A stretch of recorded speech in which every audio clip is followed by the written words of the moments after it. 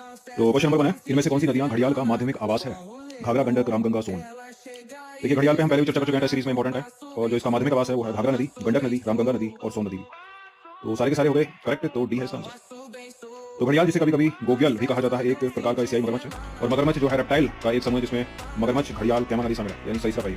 देखिए, भारत के उत्तरी भाग का जो ताजा पानी है वो घड़ियाल का प्राकृतिक आवास है। और घड़ियाल का जो प्राथमिक आवास है वो है चंबल नदी। चंबल जो कि यमुना की एक ट्रिब्यूटरी है, यमुना की सहायक नदी है। और घड़ियाल का अगर माध्यमिक आवास की बात करें तो घाघरा नदी, गंडक नदी, गिरवा नदी उत्तर प्रदेश में बहती है, रामगंगा नदी उत्तराखंड में बहती है और सोन नदी जो कि बिहार में बहती है। घड़ियाल को जो है IUCN की रेड लिस्ट में गंभीर रूप से संकटग्रस्त श्रेणी में रखा गया है, यानी क्रिटिकली इंडेंजर्ड है घड़ियाल। क्वेश्चन नंबर 2 है, निम्नलिखित पर विचार करेंगे, दो स्टेटमेंट के साथ बताइए इनमें से कौन सा करेक्ट होगा। भारत सरकार ने वर्ष 2023 तक पेट्रोल में 20% एथेनॉल सम्मिश्रण का लक्ष्य जो है वो निर्धारित किया है।